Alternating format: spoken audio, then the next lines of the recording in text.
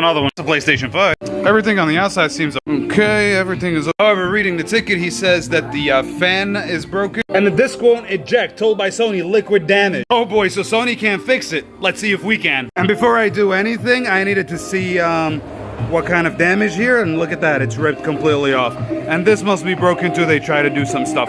Let's try to get this repaired first, you know, so that we can have the system working. Maybe you can use it as a digital version without the drive, but we'll try to fix the drive as well. Let's take the motherboard out. But does it even turn on? Let's try to turn it on. Okay, it does. Let's see.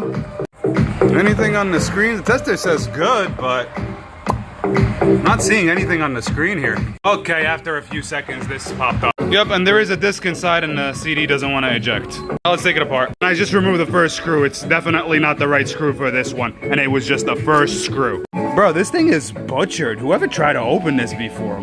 Goodness gracious. All right, and it looks like they haven't gone any further than this. I don't see any more damage here, other than that connector that we need to replace. Let's go fix it. I'm a little bit annoyed here.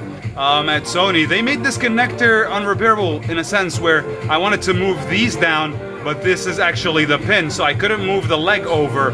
So I might only use one leg and then use glue on this side. All right, so we scratch off those pads. All right, so we tin the pads here. Not too happy about the solder job here. However, we didn't want to touch the other legs on the other side. This should work. Let's go test it. Yes, and PlayStation realized that this was going to be a problem in the future. So if you do repair the port like that, it's going to be shifted up a little bit, and now you have to, you know, cut a hole in the plastic.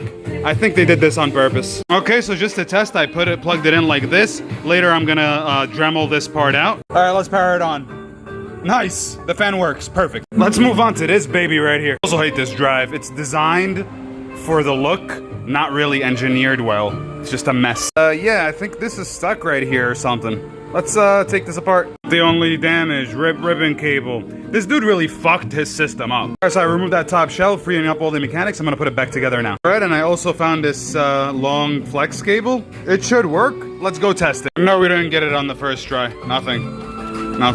This drive is really shitty. I did a video about a drive like this before. It took me hours just to get it to do anything. See, this guy messed with it so much that he stripped the screw for the actual drive. We are a no-fix, no-fee company. And when you mess with it like this, I don't have the time to mess with it and try to fix it for you because you fucked up. This is a complete disaster. Okay, I'm getting somewhere here with this. See that? You see that?